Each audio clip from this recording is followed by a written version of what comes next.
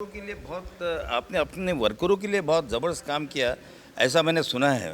जी उसमें तो एक्चुअली मेरे फादर का बहुत बड़ा हाथ है क्योंकि हम लोग जब बचपन में हिसार में पढ़ रहे थे और बड़े हो रहे थे तब हमारा जो वर्कर्स के साथ में जो कनेक्ट था पिताजी का उन्होंने बहुत ज़बरदस्त था। फॉर एग्जांपल मैं एक छोटा सा एग्जांपल दूंगा, शायद ही कोई भी ग्रुप ऐसा करता होगा कि राखी के दिन, जिस दिन राखी बंधी जाती है, हम लोगों को वर्कर कॉलोनीज़ में वर्कर के घरों में भेजा जाता था कि जितनी लड़कियां उनके घरों में होती थी वो हमारे घर हाथ पे राखी बांधती थी।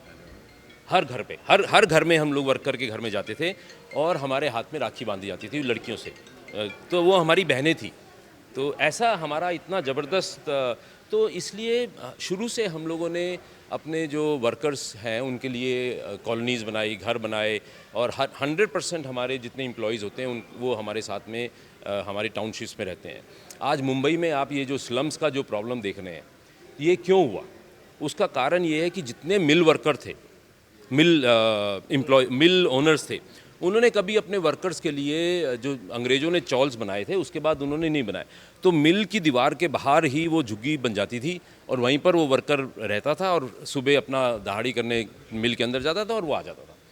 तो कोई कभी ऐसा कोई टाउनशिप नहीं बनाई, कोई प्लानिंग नहीं करी कि भाई वर्कर को आपको उतनी ही इम्पोर्टेंस देनी पड़ेगी। बल्कि मेरे पिताजी कहते थे कि जो मेन जो काम करता है वो वर्कर करता है और वो मैनेजर या इंचार्ज तो एयर कंडीशन ऑफिस में बैठ के पेपर पे कर रहा है, वो खुद अपना पसीना और खून की मेहनत से वो काम कर रहा है। तो इसकी वजह से हम लोग की फैक्ट्रीज़ में आज तक हमारे यहाँ करीब करीब मेरे ख्याल से 5 लाख आदमी काम करते होंगे पूरे ओपी जिंदल ग्रुप के अंदर। 5 लाख लोग? हाँ, कम से कम होंगे, इतने में भी ज़्यादा ही हों।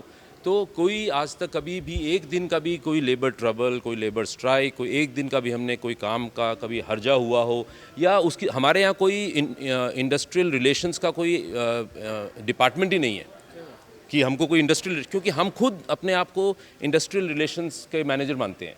हमारा ये सिस्टम है। तो इसलिए ये एक बहुत ही डिफरेंट टाइप का है जो शायद हम लोगों ने इसके बारे में बहुत ज़्यादा बात नहीं की, ना कोई मैनेजमेंट स्कूल ने इसके बारे में ज़्यादा बात की है। लेकिन ये एक मूल रूप से एक हमारी थॉट है, हमारी थिंकिंग है जो हमारे पिताजी ने हम लोगों को दी है कि अगर आप वर्कर को इज्जत दोगे, उनके साथ आप बहुत प्यार से काम करोगे, उनको अगर उनको 100 रुपया मिलना चाहिए तो आपको उनको 200 रुपया या 300 रुपया देना चाहिए।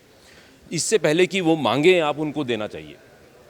ऐसा उनका थॉट था और ऐसा उन्होंने किया। तो उसकी वजह से आज हम सजन भाई,